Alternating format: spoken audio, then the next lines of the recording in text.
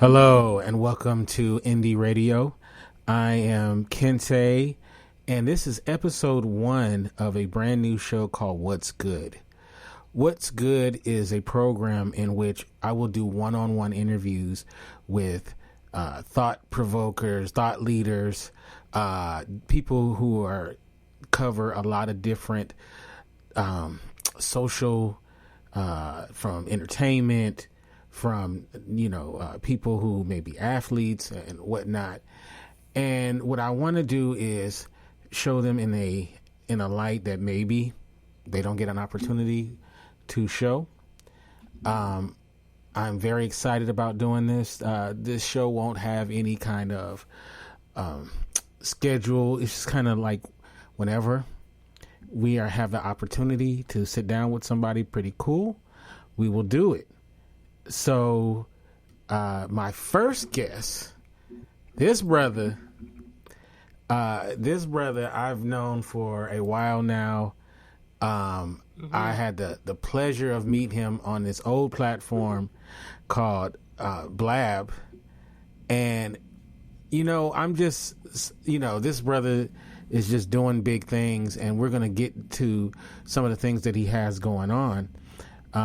But what I'd like to do is start off by allowing you to say a little bit about who you are and give us a little background into you. Well, my name is Ryan Perez. I am owner and founder of... Schedule is kind of like... Yeah.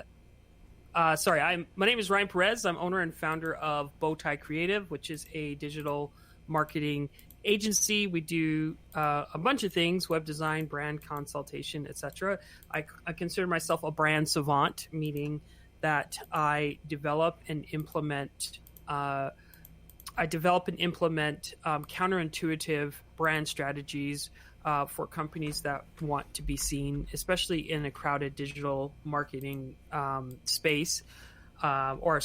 digital market space. And I am the owner of Hustle Zone TV, which is a Black-owned Black media outlet that produces content that educates, that entertains, and empowers people.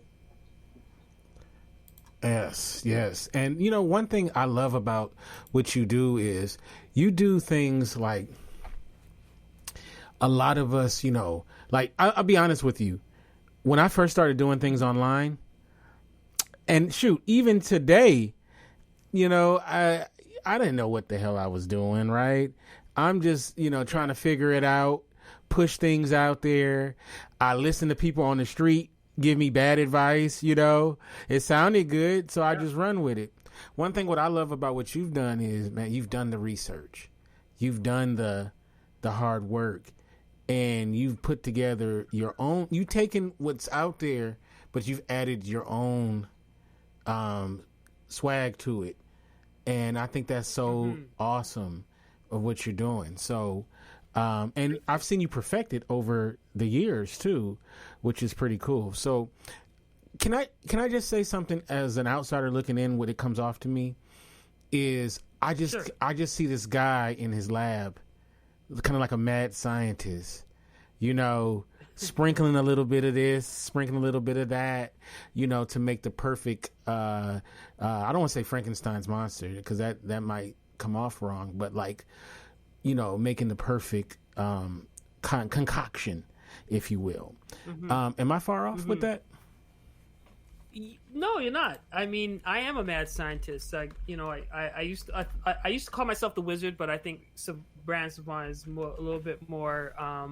It kind of touches on, my personality, and in how I approach things. But my story started when I was in my early 20s. I was, was going through transition in my life, and I met this guy named David Bowman, who was he wasn't the godfather of the mixtape because mixtapes were before he was, but he was a guy that actually invented the Personics mixtape. And the Personics mixtape, you could go into a record store in the 80s, and you would be able to in a matter of seconds create a album with different types of music. And this was obviously before Napster, and obviously before Spotify and whatnot. So, through his mentor, him and I met at my other mentor's house, because my mentor is an accomplished musician,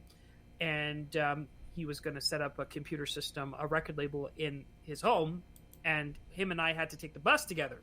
So, upon riding the bus with him, I told him what I wanted to do. Because at the time I had a rap group, and I said, "Hey, I wanted to create a music label." And I had a drawing of the building. I still have the drawing. I still have everything. A drawing of what I wanted. I wanted to have printing. Wanted to have graphic design. I wanted to have all this stuff in it. I wanted to be like the new age Motown and develop artists from within. And he said, "Well, why don't you do it online?" I was like, "Oh, that's interesting." So we pretty much started crafting up ideas before there was ever a Facebook, of creating a social media community and really taking back the because at the time the record labels were dominant. They were the ones that were, you wanted to, as a musician, starving artist, you wanted to aspire to be a part of the record labels. But when you break down the way that the record labels are set up, they're pretty much glorified loan sharks. So we wanted to create a social media network that will allow artists to sell their own music and be able to distribute it without having to rely on the record labels. So, during those times, we created the music cards where you could, like prepaid music cards. You could buy music, online. We had ideas of online spaces where you can actually see people, kind of like a virtual simulator where you could see people and exchange music. We had all kinds of ideas, and none of it came out because we were so ahead of our time, and technology was so limited. We were just approaching Web 2.0 that we couldn't really come to a conclusion on what we wanted to do. And if we were successful and we had investors to help us, we would have had the first Facebook. So my entrepreneurship life started then. And I was so hurt that I couldn't get anything to work. So, since then, my goal was then, and the company was called Cicada. My goal then was to be able to take a artist and make them famous overnight. Just to be able to apply certain things and just make them famous overnight. So that means they come through Cicada. We work on branding, we work on image, we work on music, we work on all these things. Then they come out an artist, and then they're ready, they have a website and they're ready to sell their music and whatnot. My ambitions have never changed. I've been kind of going, I just couldn't get my head, because we were so close in coming up with a product, but it just the company fell apart. So, I am a mad scientist, because I still want to know, how can I take an artist and make them famous overnight? And obviously with Instagram and a lot of, social media companies that are out now, yeah, you can be famous overnight for videos. But I'm still trying to figure out ways to, really come to market, creating content on the fly, using less resources, not using any, and eliminating a lot of waste, and coming to market as fast as I possibly can. And that's what I do. You'll notice with me that I'm on the ball all the time, just producing content. And it's like it's just like a machine, because I've created systems over time to be able to allow me to adapt pretty quickly. I love that. At this point, when I first got out of high school, it was hard to make content. You had to actually have money and actual know-how, right? Mm-hmm. And so it was difficult. Like, you really had to kind of, get educated and have some money and all of this stuff, right? Now, with technology, you really don't need that much money. You don't even need a lot of talent, right? You can actually just do your thing, man.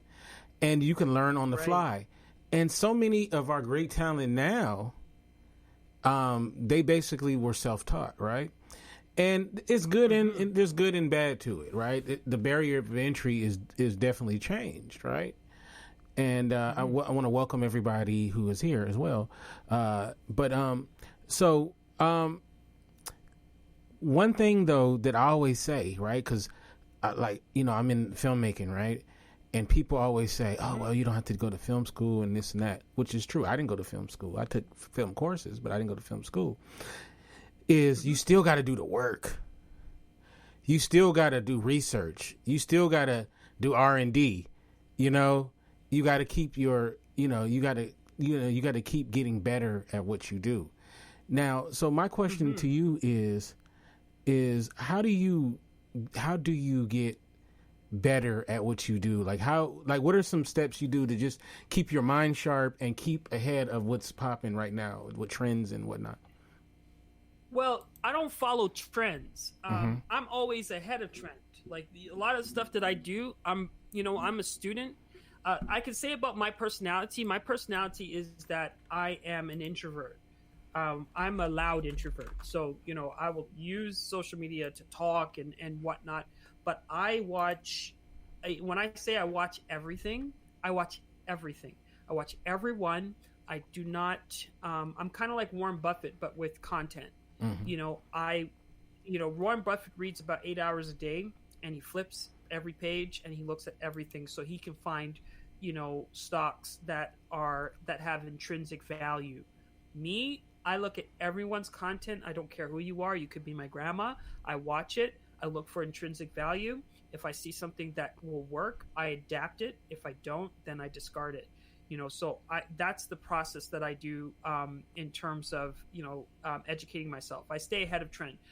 But the thing is that I was able to kind of discover a functional distinction that trends are, everyone is doing it is considered a trend, right? When you actually see an upswing in demand over specific content, when you see that upswing, that's considered a trend, right? And then it goes up, it kind of levels off, and then it declines. Or some trends just kind of take off, and like the Macarena. Everybody knows the Macarena, right? But there's a lot of trends that will follow the S curve, and then they'll dip and they'll fall.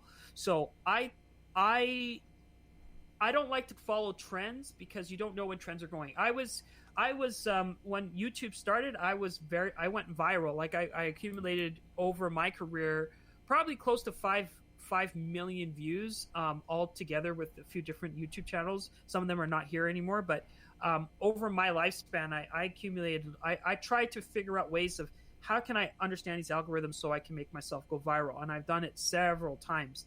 So I realized that when you're following trends and you're trying to make things go viral on YouTube, that is a career in itself. And honestly, you only get paid a few cents on the dollar, so it didn't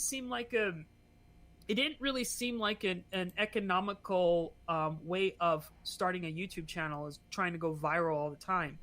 And I was like, so how do I follow trends? Like, what is the best way? I follow people. I follow influential people. So the people that are at top of their game, that have the most market share, I follow them. I look for the trends within them. I follow communities. I'm a part of the communities, and you can usually tell when something's going to be a trend because you're right in it when you're creating something with someone. So to keep myself updated, I just always keep my eye on, keep my ear on the ground, and I try to follow as much professional people as possible. I see someone said in the comments, like, that's what you do: continuously grind, create content, and when you finish creating content, create more content. This is a mindset more people should have. Yeah, and I agree with that. I just wanted to just touch on that comment that, create content. But one thing that I do when it comes to content is I don't just create content. I find a community, I analyze the community, and then I give them what they want. I don't just aimlessly create content because I said in another video that if there's a lot of people, then be loud. If people are interactive and and interactive with each other, be loud. When people are not touching your stuff, don't do it. Don't spare your time. Right? You want to be in a place where people are actively giving feedback. They're actively exchanging ideas. You don't just create content because, what happens is that you burn yourself out, especially if you're not getting the views and things that you need. It just doesn't make sense. And we never following trends is great, but or creating content is great, but we never ever really measure the implicit costs that we have explicit costs that are the costs that we pay for cameras and whatnot, and then we have the implicit cost, which is our time, and we never measure our time. And then we look at our channels, we look at our businesses, and we're not getting any sales. Nothing is generating, but we're still creating constant content. And that's kind of like the Gary V's of the world. They're like, yeah, create content, always be in people's faces. I don't believe that. I say, don't treat this arbitrarily. Really understand the group that best, and cater and create content to cater to them that they like. So that was kind of two comments in one, but No, I feel you. I feel you. Yeah. I'm not a big trendy person myself. I always feel like the thing what you want to do is you want to be the trend. You want to be the thing that people are gravitating to. Like I always have these arguments with people who like, okay, this is what is going on right now. We need to be on that. I'm like, no, I hate doing that. Like I hate doing the thing. I mean, unless it speaks to me. Like if that trend, which it almost never does, but if it actually does speak to me, and I want to feel like I want to add to it in some real way, then maybe I could see myself doing it. But I wouldn't do it just for the sake of being, what the thing that is popping right now. And exactly, this is okay. And I'm gonna kind of reiterate something to a certain degree about what I said earlier. It is. Like when you start these things, man, there is no book. There is no, there's no, you just kind of do it in a vacuum. If you're fortunate, you have a friend like Ryan, or somebody who, what I'm saying, who knows what they're doing in this. Yeah. And a lot of times when you even know people who are doing their thing, they ain't really trying to share too much information because, they start thinking you're going to encroach on their thing. And so you make a lot of mistakes, right? You make a lot of mistakes. I'll give you a good example, right? So I used to be a podcast consultant like years ago before I even really started doing podcasts. And I had a client who was she wanted to do a podcast about mental disorders, right? So part of the advice I gave her was find groups, because she actually had, a mental disorder that she was working through. So this was like she wanted to share some of the things that she worked on, like she really cared, right? So I gave her some bad advice, right? I told her to find these groups where these people are sharing their thing and then kind of promote in there and, so what happened was she hadn't established herself as a member of that group. So what happened was she came in selling and was rejected like in the worst way. I mean, these people were mean and just, and it disheartened her. And she only did it because she was listening to me. And I had to learn that, like you want to, when you join a group, you want to establish yourself in the group first as someone who really cares about what's going on in that group. And that you're not just somewhere pushing your wares, right? And, but, I had to learn, she had to pay the price for what I had to learn, so we can argue if I was a good consultant or not. But that's just one example of where I had to learn myself. So, I'm assuming you've probably had some hiccups along the way and whatnot. How do you take some hiccups and learn from it and press forward and try not to repeat, Well, with hiccups, I think that I'm a tortoise, and anyone that is on my team or people that work with me closely, they'll know that I'm a tortoise, and I make no qualms about that. because I think that I take long times to make decisions. I have a lot of great ideas. I have a lot of things that I do. I don't, make. I may make promises sometimes, but most of the times I don't keep them because, I kind of wait for the marketplace to kind of tell me what to do. Sometimes I'll take risks, but it's only risks that are at low risk.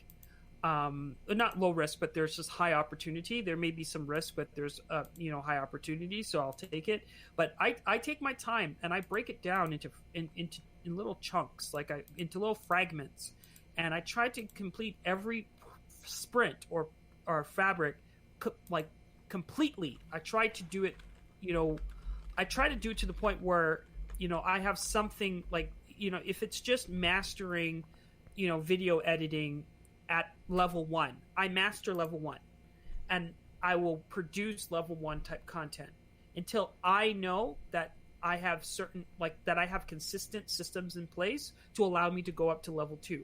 I personally have the ability to do level 5. Right. But I purposely drive at level 1 because my competition's not at level 2 yet. So I don't want to go all out, because once people start competing, then I come with guns blazing. I'm like, okay, what's up? What's up? Want to level up? I've already leveled up because I take all the money that I make and I refunnel it back into my business. I've always done that. I'm broke. I'm cash poor because I'm always refunneling it back into my ideas. And I make small, and I always keep my operations MacGyver-ish. I use the simplest technologies to produce high-end quality stuff. Or I'll create my own technologies to create that high-level stuff so that I can just be able to hit people without something going wrong and then it affecting me, going out in a wrong way. Like, for example, let's say I can't pay my internet bill. I'm not going to produce content because if I can't pay my internet bill and I don't have enough income, I won't produce content. I don't care what you say. It's garbage in, garbage out. It's input in, output out, meaning that what you put into your business is what you get out. And if you don't have the money, you don't have the resources, don't do it. And if you really are jet set that you want to do this, then get someone to fund you, get the resources to do it, and make sure you have enough resources to be able to do it properly for at least, I give myself a 1-year stretch. If I can't buy a yearly subscription for a SaaS, software as a service, if I can't buy the program outright, I won't do it. I make sure I secure myself so that if I fail, then it doesn't hurt me. And I don't take big risks until I know for sure that it's the right time. But again, it goes back to my earlier comments. I read every page. I read every line.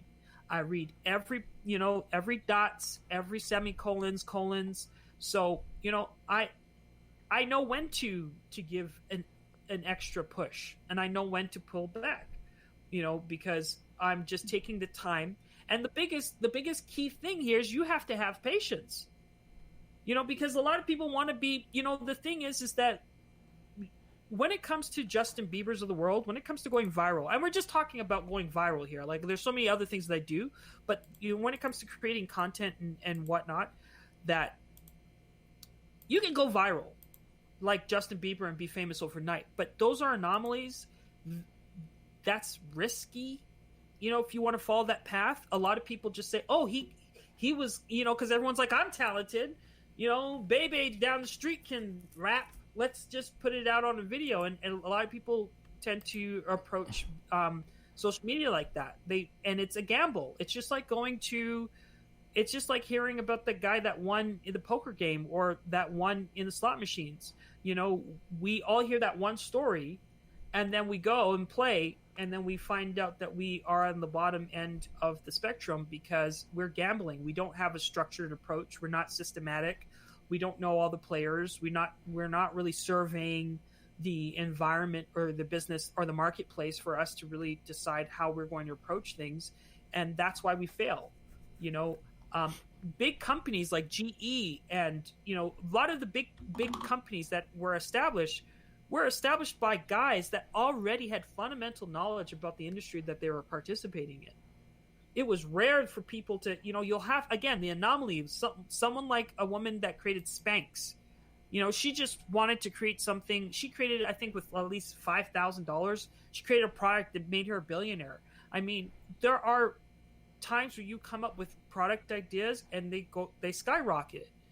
But that's the top 20%. The 80%, most people have to do their research. Most people have to have a really good fundamental understanding of what game they're playing so that they can break the rules. Yeah. And do it without, they could break the rules and do it without people noticing what they're up to. That's what I always tell, like my nephews, they always want to find the cheat code.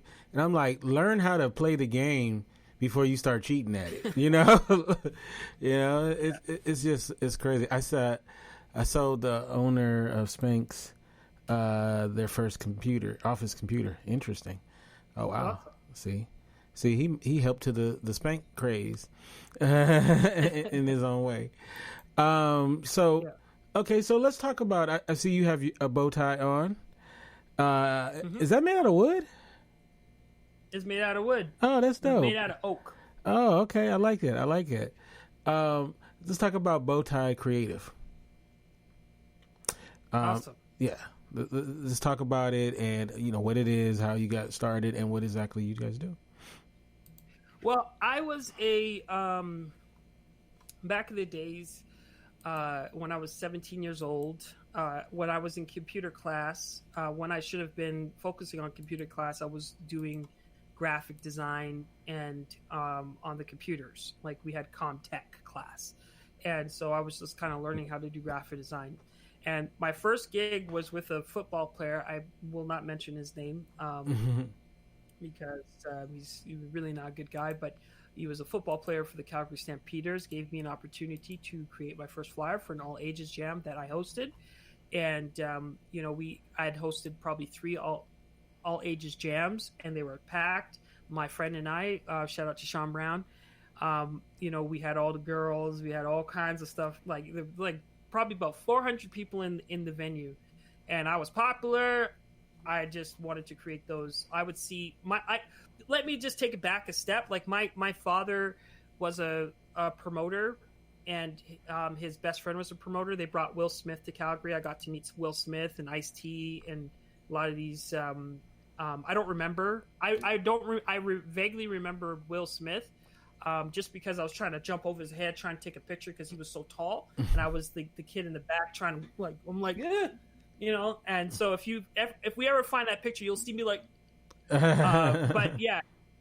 So my dad was deep into hip hop, and he was like an early adopter of hip hop. So he'd be playing hip hop music in my crib, and he'd be putting on parties, and in a place where a lot of people, like, we were in redneck, like I live in redneck town essentially. Like a lot of people at the time did not like hip hop, so they had billboards saying that rap was crap.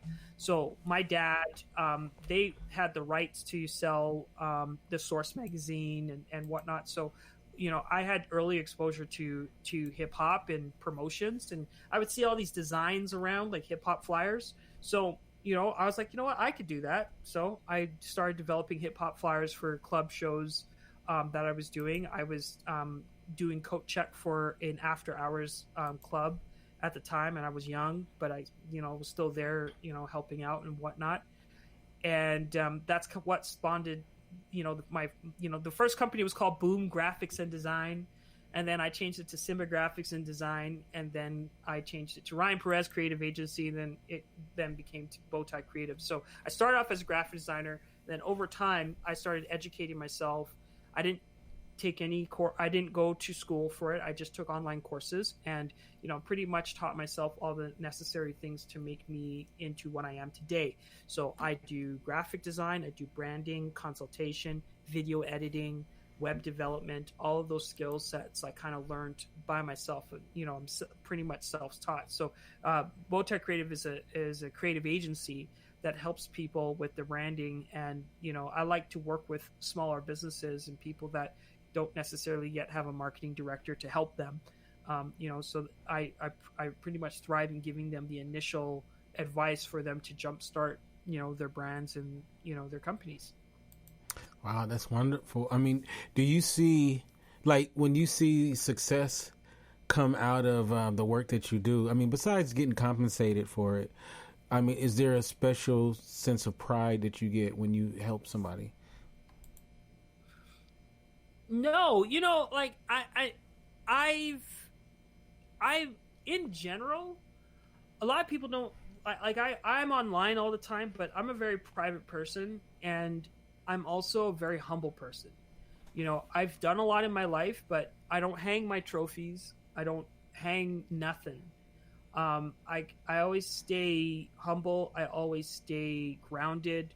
I always I tend to forget about a lot of things that I've done for people. I don't wear it. I have a hard time even selling myself sometimes because I don't remember, what I did for people. But, I look back and it was just me being me, and I'm never satisfied with myself. I'm never satisfied with my work. And I do that by nature because if I get satisfied, then that means I stop learning. So I always look at things and pick it apart. And like I said, I continuously watch my competitors. I watch what people are doing. And then I try to see, can I do that? Can I make it better? Can I improve on that? And it's just a constant growth for me, because I'm going to be learning until the day I die. And and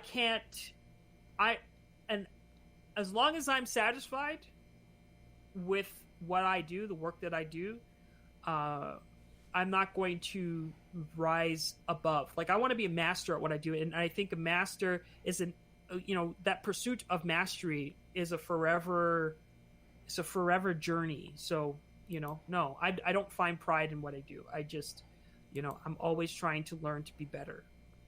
I got to give you credit though, because I think I was like that for the longest, and my whole thing was I would do things for people that they didn't even know I did.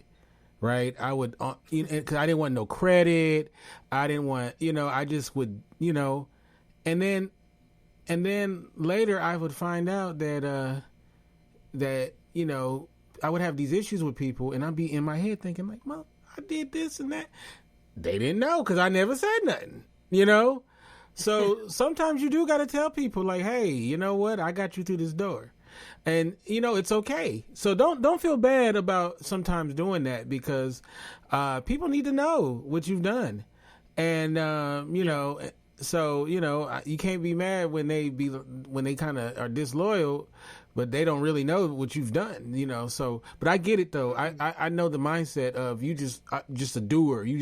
You set people up, you hook, you put them in position. So, but it's a beautiful thing though when you can help somebody reach their goals and achieve them though. So, and I think you got to also stay in the moment too, because you can't focus on wins or losses you've had in the past.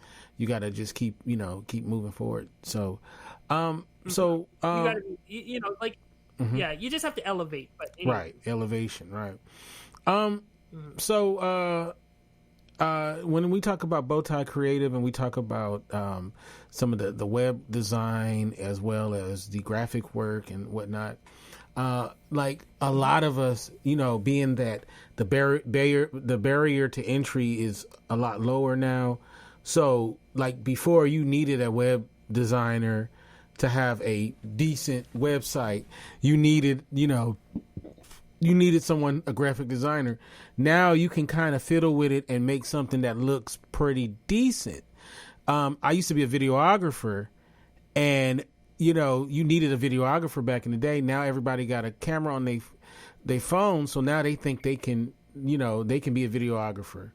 So, can you talk about, especially when you're trying to get to that next level, how important it is to have a professional, someone like yourself, actually produce, these projects like your web design, your graphics work, instead of kind of Jimmy rigging it together. Just talk about how the importance of that, because people don't really understand. I don't think. What I would say is that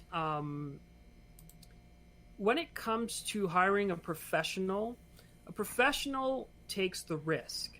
You know, entrepreneurs are known to take risks. That's the definition of an entrepreneur. An entrepreneur takes the risk so that, you know, he can solve a problem. Professionals do, you know, also take the risk. They, you know, go to school, they learn, and they're constantly trying to upgrade their skill sets. And, you know, there's a lot of things that are not necessarily apparent to the layman person or the layman person that, you know, just wants to put a website up. There's many variables and there's many things that are involved in trying to produce a successful company and developing a successful web presence and whatnot. And if you thought that you knew everything because you have a Wix account, you know everything about web design, that's great for you. I think that I've kind of created this saying that I tell my customers. I say that when it comes to branding, and I'll just kind of give you a definition of what branding is before I tell you the answer, is that branding is pulling a narrative, creating a narrative out of a story. So the story is the story that you and I are living right now. We are sharing the same story, but you're in, I think you're in LA and I'm in Calgary. So we're approaching this at a different narrative. So when I write my story is going to be, it was 7 o'clock in the PM and it was snowing outside, whereas you're going to say it was sunny out. We have different, even though we share the same story, we have different narratives. A narrative is pulling out a timeline of a story and crafting that story to a specific audience member. And that is branding. And then you put a logo on it so to identify the narrative that you created, which is it's your perspective, it's your creation. So you put a name to it, you give it a brand, and then you have a brand. Branding, that process of creating a narrative and constantly understanding your story, that process is expensive. Now, and the thing is that once you create that narrative, it's a living and breathing thought, and it has its own identity. It has its own community. You could be the parent of that thought, or other people can take the thought and invest in it. So if you don't invest in your brand, then other people will invest in it. And unfortunately, if whoever puts more effort and resources into the idea, it becomes theirs. So I always say, if you spend $500 for your logo, for your website, and you're done, and you're now going to make billions of dollars, good luck. Not everyone is successful. Again, it's that Justin Bieber effect that maybe one person will be successful at it. Not all people will be successful at it. If you don't invest in your brand and don't put the right appropriate people in place, then other people are going to invest in that brand for you. That is your customers, your stakeholders, your vendors. Everyone will have, and especially if it's a negative perspective, they will own that brand, right? So if you really understand, it's just like your child. It's like if you don't take care of your child, someone, social services is going to come and take away your child. And, then that child is no longer yours. You cannot instill the values. You cannot build it you can't build that child. And then once the child is grown up, it's too late. So you want to make sure that when you create a brand, that you protect your brand. And by protection, you need insurance that it's not going to change. So you need to be actively listening to your customers. You need to be actively trying out other products. You need to be actively looking at your competitors. You need to be actively reinvesting in your brand and fine-tuning that narrative so that it gets stuck, because that is when a brand becomes valuable. Like Just Do It, Nike. Once something catches fire, and once your brand takes off and shoots off, it gets stuck in people's mind. And that seed that you plant in everyone's mind, you cannot put a dollar figure on that. It's worth billions once it's stuck in people's mind. And the process of branding, we do it every day. We're not brand professionals, but we have our names. My name is Ryan Perez. So when you talk about me and you say, hey, I know Ryan Perez. Ryan Perez is this and this and this. And, oh, man, he could talk. That's like, everyone has their thing. Or Ryan's too. Doesn't Ryan go to bed? Like, everyone has certain things because I'm consistent. I do things repeatedly. But everyone knows who I am based on my actions, based on the narrative that I set. So if that's how we treat ourselves with, how we treat each other when it comes to our names, what do you think about your brand? So when it comes to your website, comes to graphic design, comes to your videos, you need to understand the value that every time you put something out into the universe, how much value it has. And you just don't want the wrong person to take it and actually invest their money into it. Because if you have a good product, best believe they're going to invest in your brand they're going to use your brand to sell their products, and you don't want to do that. Yeah, they say so invest. They say that if you don't define yourself, then somebody else will define you. So you definitely want to do that. Another thing too, since I've known you, you created Hustle Zone. Now, first of all, dope name, Hustle Zone, and kudos on that.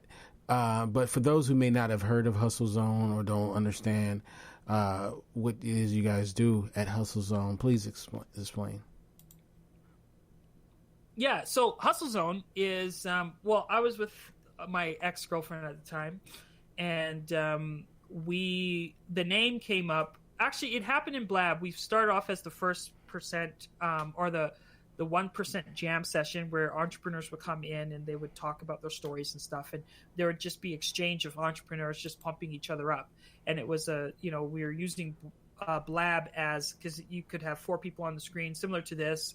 We're all talking, and we were the only content on Blab where it was when it came to entrepreneurship, where it wasn't canned responses like, yeah, so your personal branding is this and that and la la la la la, and here are 10 steps on how to improve your brand. No, it was entrepreneurs telling their stories, and we wanted to know what made you successful. And then people would be like, I had to skin my cat and I had to do all this stuff. So I saw something there. I didn't know what it was, but I called it the 1% jam session at the time, and then I kind of rode with it. And when Blab closed down, then we kind of went and found different platforms to try to do the show, but it just still didn't work. So, the 1% jam session kind of, it blew up. And then I changed it to Hustle Zone because, the guy that I was doing it with, he kind of wanted to do his own thing, and he had the 1% show. So he went and did his own thing. And one day I was actually, I was watching and observing him and a guy named Gallant Dale, who's a very successful entrepreneur. And they would get on camera and they'd be talking they'd be talking. And I was just curious. I'm like, how are these guys just talking and everyone's just liking their content? And this is when Facebook Live was happening. So they come on to be like, you got to get it done. You got to get it happening. La, la, la, la, blah, blah, blah, blah. So I was like, Smart Ryan said, you know what? I'm just going to do exactly what they're doing just to test. So that's exactly what I did. Made a lot of people hate me, but whatever.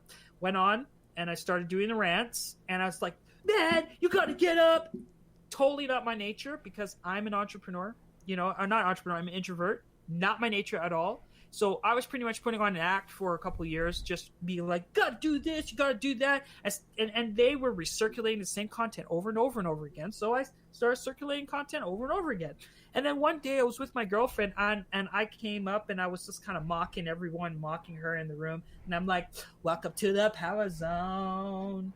Welcome to the power zone. And then, she was like, don't put me on camera. I was like, okay.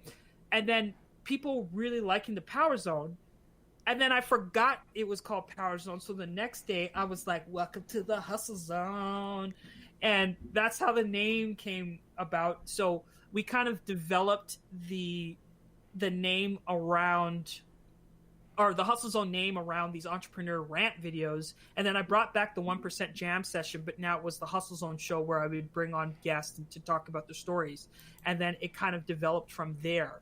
And it has gone through different phases. Most of the people that were watching were from Florida. They were entrepreneurs and redneck. And when Trump got into office, a lot of racism on my feed in my timeline. So I was like, you know what? I'm going to invert this. If I'm going to use this platform, because at the time I couldn't really talk about, like, there was a lot of, like, kids were getting shot, Trayvon Martin, a lot of these things. And I couldn't talk about it because my fan base were Republicans. They didn't really want to talk about these racial sensitive issues. And if I brought it up, why are you being so negative? We're positive. It's like this cult mentality that kind of came with the entrepreneur rant videos, right? So I said, you know what? I don't care. I'm going to change this brand and make it about, Black people. You know what I mean? I was going to, and it was a transition, but I did it because I was like, you know what? I'm going to do it because I'm going to use this if I'm going to have a platform and I know this platform is good and I know people are watching, I'm going to use it because I don't want to go to bed.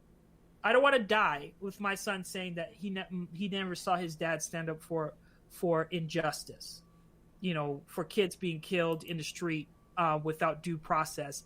My kid is not going to see me not stand up for my people. So I slowly changed the brand to make it a Black media outlet. And we're going to be doing some Latino content too, but make it a Black media content. And then once I changed the audience from 0 followers to now over 30,000 people watch my stuff. So we produce content, we create videos, and it's my people. And majority of the people, probably 60% of the people, are Black women. Amen. That support, and they're starting the conversation. So, it was the best decision that I made, because when we have, like, in the Black community, we circulate so much money, and we have so much power and so much influence, and we inform mainstream society, but yet, we don't ever create content for ourselves. We don't ever do things for ourselves because we are afraid. Because people are like, well, if you're talking about Black people, then you're just alienating yourself. I'm like, yeah, because you know what? 30,000 people times 5 is good alienation. That will pay my bills. Okay. So I don't care. I'm going to alienate myself because I know my people. And I kind of created this principle, this law, and this law in social media is called the law of proximity. If you're starting a business, you first have to create what's in proximity to who you are. So if you're a white female, create for the majority, create for the masses, because everyone identifies with white females, right? They are prominent. If you're a white female, create the content that works for you. You don't have to cater to Black people, but if you're Black, or if you're Latino, start with your group first. Create content, and we're most critical in our group. So that's even better, because if we come from a group that is more critical about the content that you're producing, that means you just have to level up until you get their support. And that's pretty much what I did. I created content until I leveled up, until I started going viral, and now I get over 100,000 impressions per day. I get likes every second. I get comments every second, because I tapped into my community. I serve my community. I met a lot of people along the way. Celebrities liked my content, and that's just it. So you start with and when you look back and you look at anyone that was successful in the media space, look at Oprah. Mm-hmm. Very successful woman, but we all forget that Oprah started off doing smut television. Right. Okay? She had, and let's not forget, she had green contacts in her eyes. Right? And she was there wanting the tea.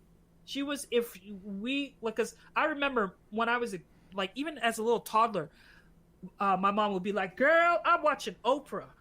Right? Just the inflection, girl, I'm watching Oprah. Because we know you're going to be watching some scandalousness on Oprah. right? They had white supremacists. They had all kinds of not Louis Farrakhan, but that was more like Donahue and stuff like that. But that was Oprah then. And she had loud content that kind of appealed to everybody. But then when she got to a certain level, then she changed it. And then she made it about peace and, about upliftment and Deepak Chopra and enlighten yourself and look to the stars and think about it all. That's, and then she started catering to, but when you look at any major, like if you look at Michael Jackson, for example, again, Michael Jackson, he had the support of the Black community before he became mainstream. And what we're saying with Hustle Zone is that Black people inform mainstream culture when it comes to music, when it comes to cinema, it comes to anything, when it comes to even slang and whatnot. We inform mainstream culture. So in order for you to grow and to be a big brand, you first have to win over your people, and you have to lock down your people, and you have to love your people. You have to give to your people, and they'll give back to you. And then once you do that and you grow, you become a big brand, you still have to cater to your people because they're the ones that are lifting you up. Because when we look at Gayle King right now, when you don't cater to your people and when you're not acknowledging what's happening, when you become disengaged and we pull the rug, and then you're crying because even though Gayle doesn't need the Black community right now, she does because she's crying at home because nobody likes her. Right. And straight up, and Oprah's crying like she is not okay. She is not okay. You don't get a car. You don't get a car, right? Because they forgot about who lifts them up, who informs the culture. Because if Snoop Dogg and all these guys is rising up and saying, don't follow Oprah, that's a generation that will never ever. That's like because white kids, Hispanic kids, everyone looks to these cultural icons for the answers. So if you don't cater to your people, if you don't serve your people, they won't serve you, and then you lose everything, and then you're left out to the wolves. So that's kind of what Hustle Zone is that we are creating content it's not for Black people, it's just starting here because we know that we are looking towards our community to help us inform what's going to happen and where's the trend. I just found the trend starts with our community.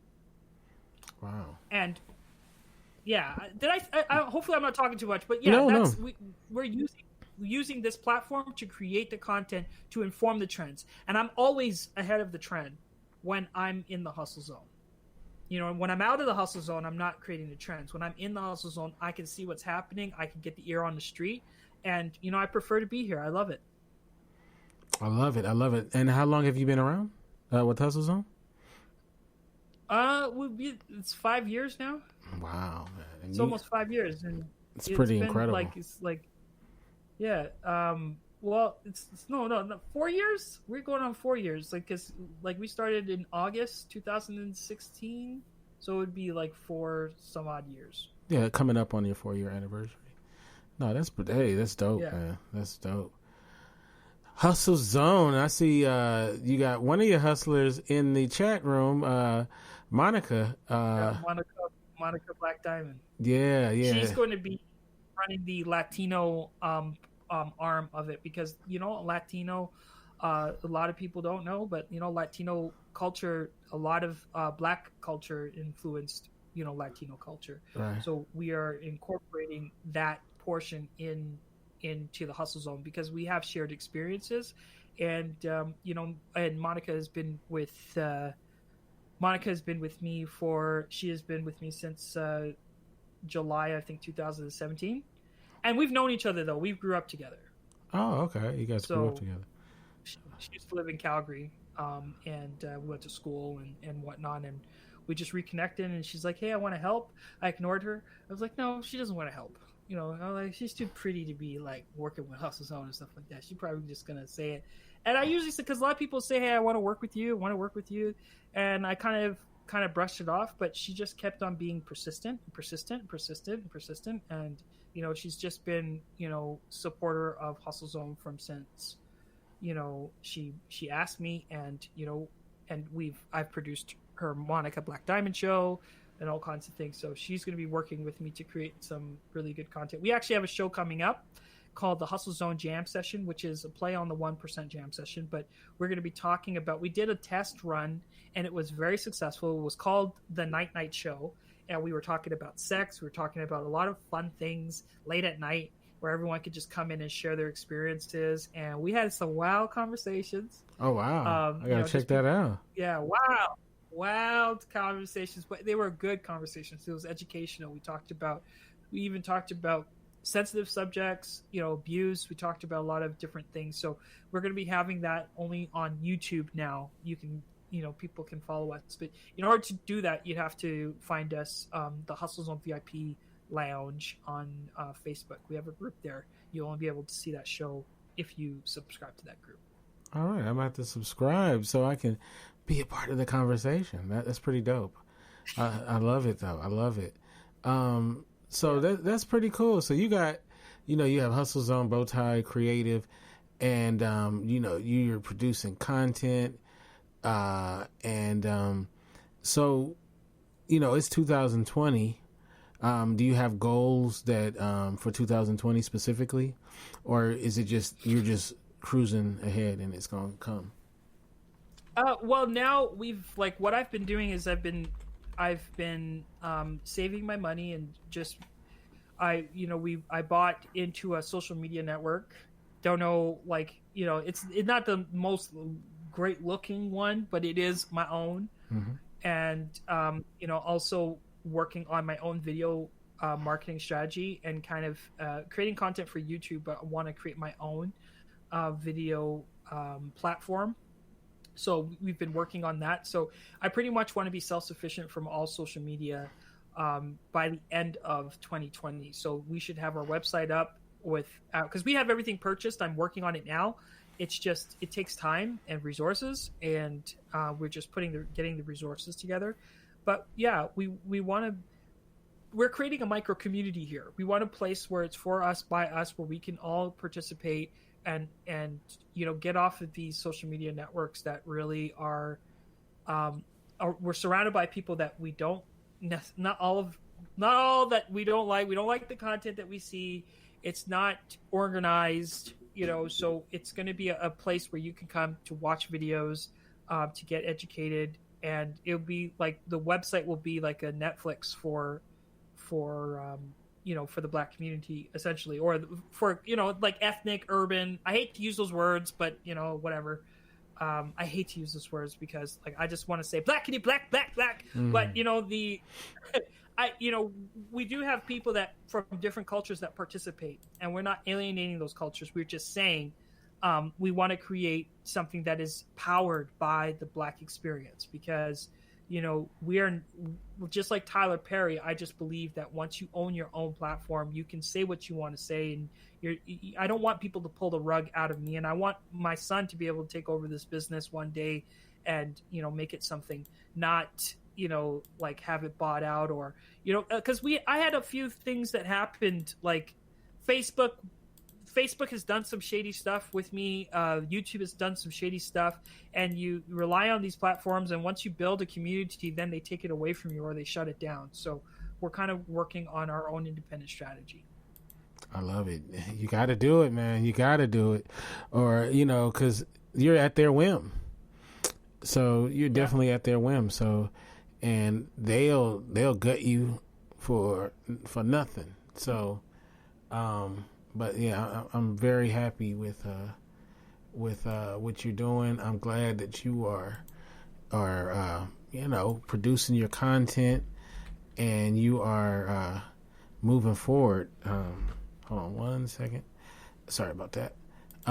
So that's okay. All right. So we have people in the chat room. I want to give them a shout out that came through to check us out.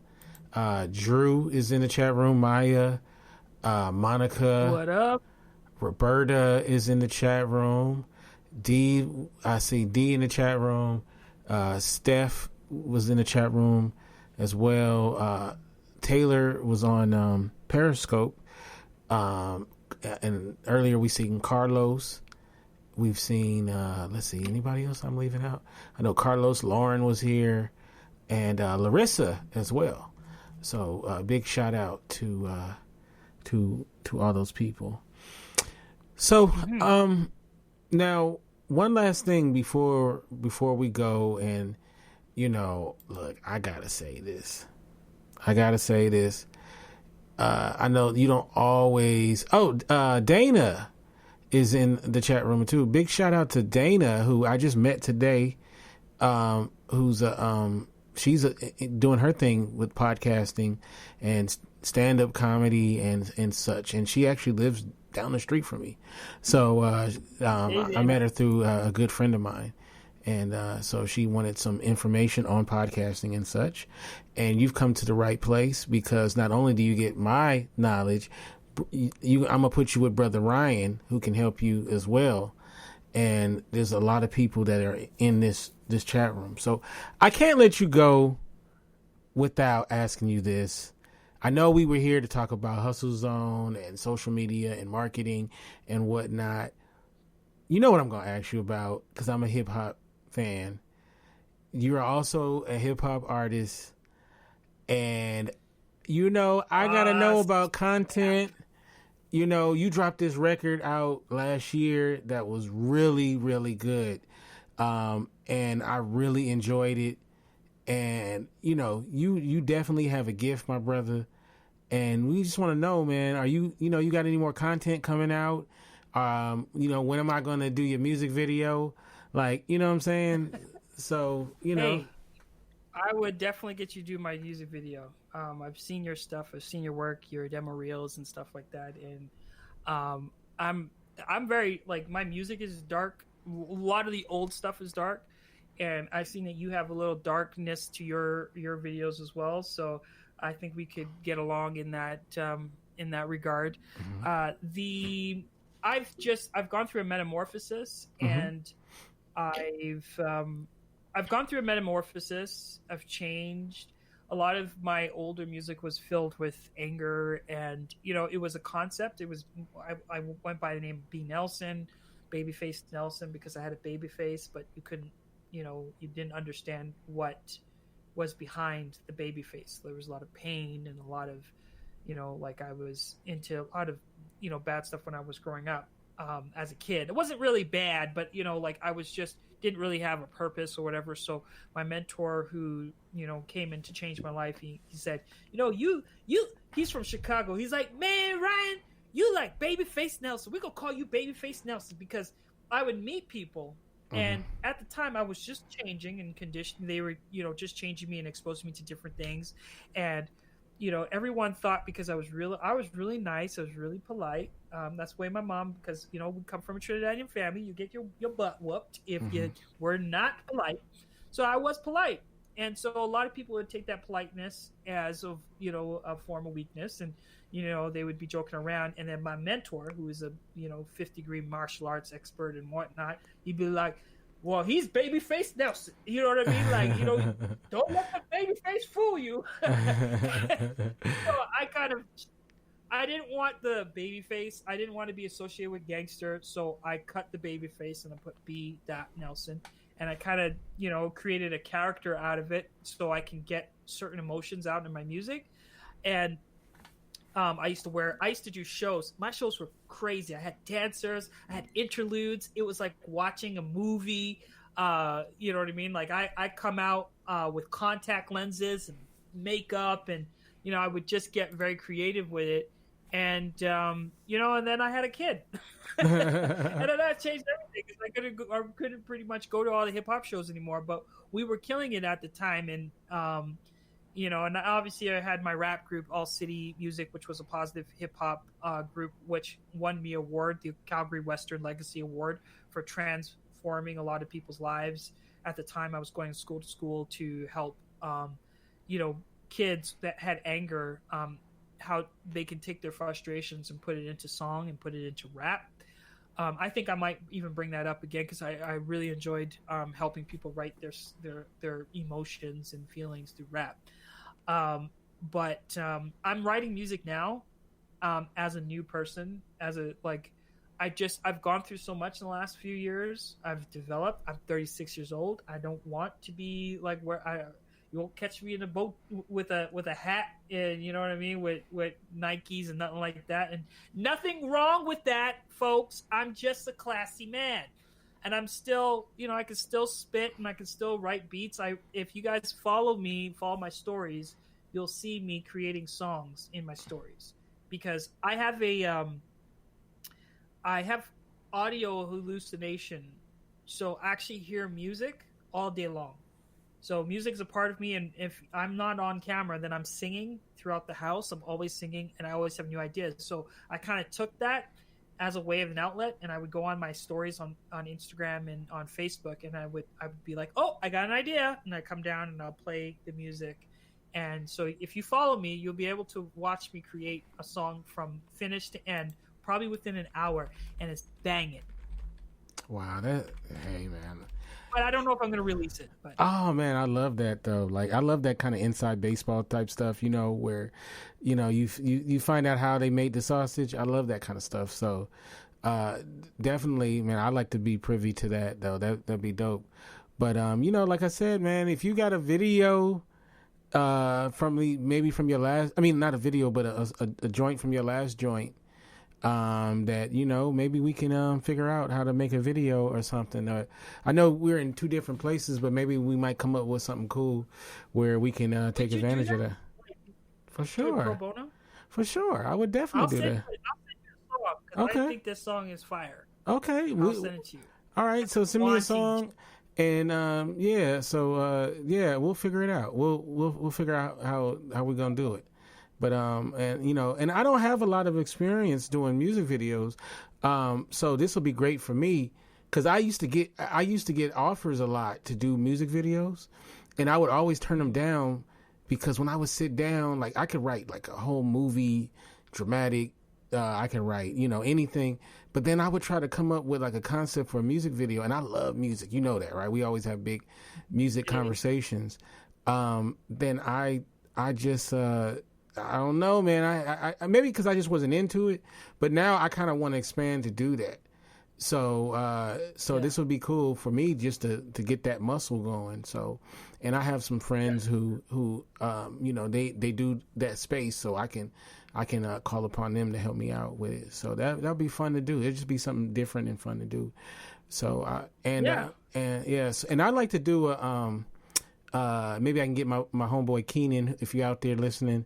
Because we've been talking about doing something with music, and I like the idea of there's a community where you guys are putting out musical content. It'd be cool to have like an hour or something like that where we expose people to the content, the musical content that people are doing. I think that'd be great as well. So that would be dope. Yeah, and one last thing is I used to do a show called The Playlist. What I would do is I would have a guest on and they would give me a 15-song playlist, and we would play the music and also talk about why that music meant something to them.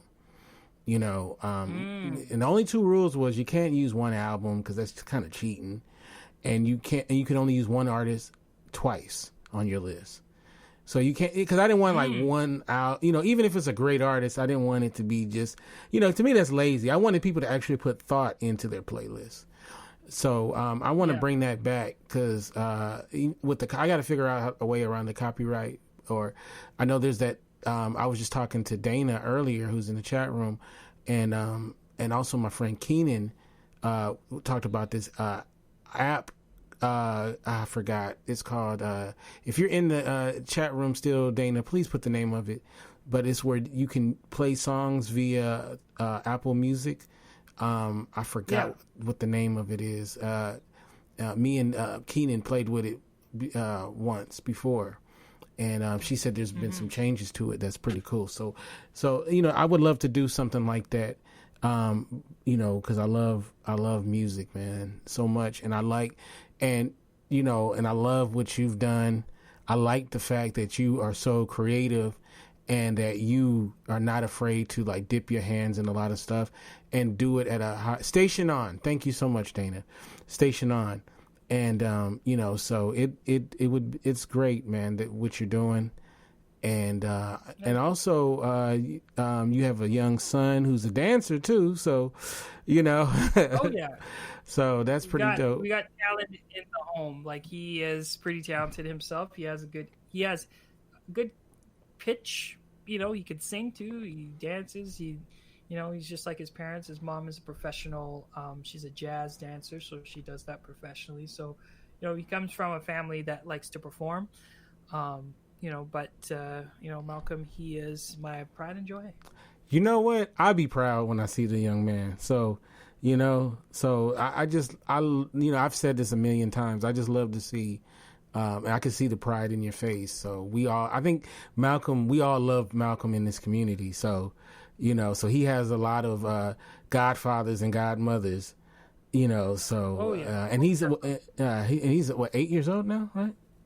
Is he 8? Yeah. Oh no, he's 11. He's 11? Yeah, 11. Golly, in man. 1 month. Yeah, he's kind of grown like a weed, but he, Malcolm is 11, man. Malcolm is he's my pride and joy. But I named him after Malcolm X because Malcolm X, we like Malcolm X was my the most inspirational person for me when I was growing up, and my life kind of mimicked his in a certain way, not in all of the ways, but it was kind of like I met my father for the first. Like I found out that I found out that my father wasn't my real father, and I went on this journey, and I met my biological father's best friend. He gave me the Malcolm X biography, and kind of changed my life. And I watched the movie, and I was like, "Oh my God, this guy is brilliant! This guy's amazing."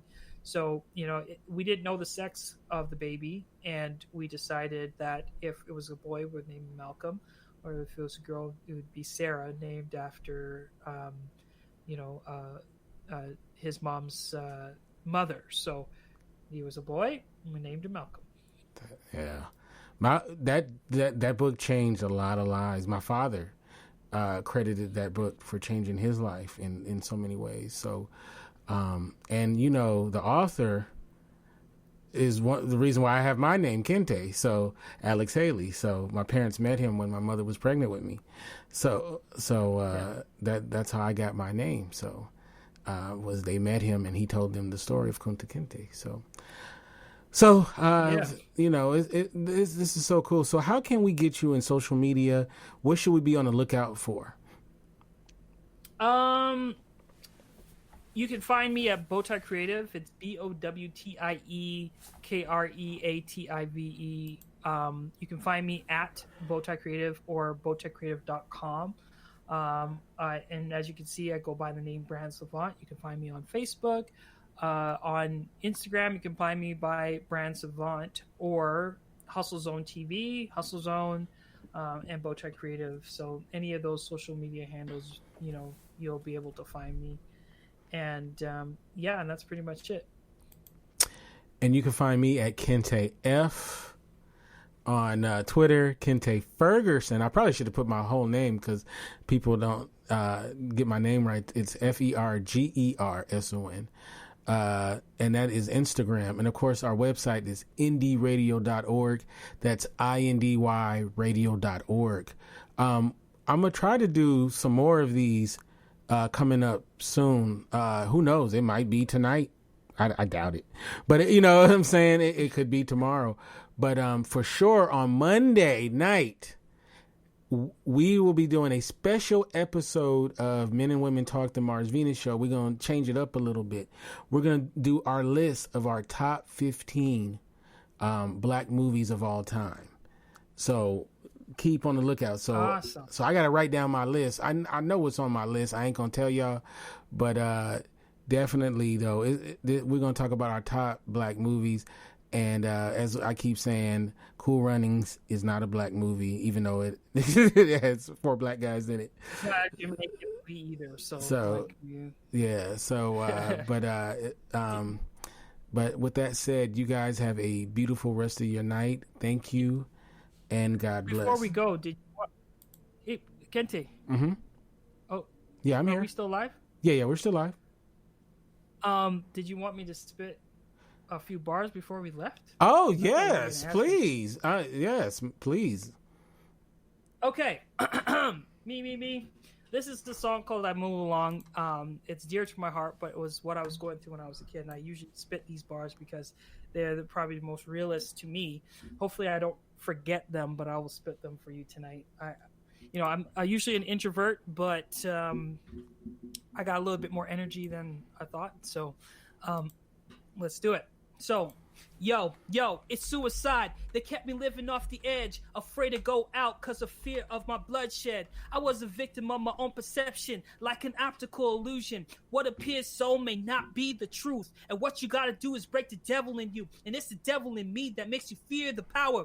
What you can't touch, you can't see, you can't control, but you gotta believe. Nature doesn't deviate from its own course. What decision you make, brother, it's your own choice. It's a win-win situation. It allows you to learn from all the problems we be facing, thinking about all decisions that we make. 70% are wrong anyways. Some things seem hard to cope, but it's mind over material things. You gotta prepare what the Father brings. I move along. So, there you go. That's what's up. You know what? We need to make this like a thing. Everybody that comes on got to spit. You know what I'm saying? That is dope. Thank you so much, man, for sharing those bars for me. And we're gonna get that video done this year, man. I'll be excited to do it, man. So thank you so much. And this is What's Good with Kinte, episode 1. We'll catch you next time right here on IndieRadio.com.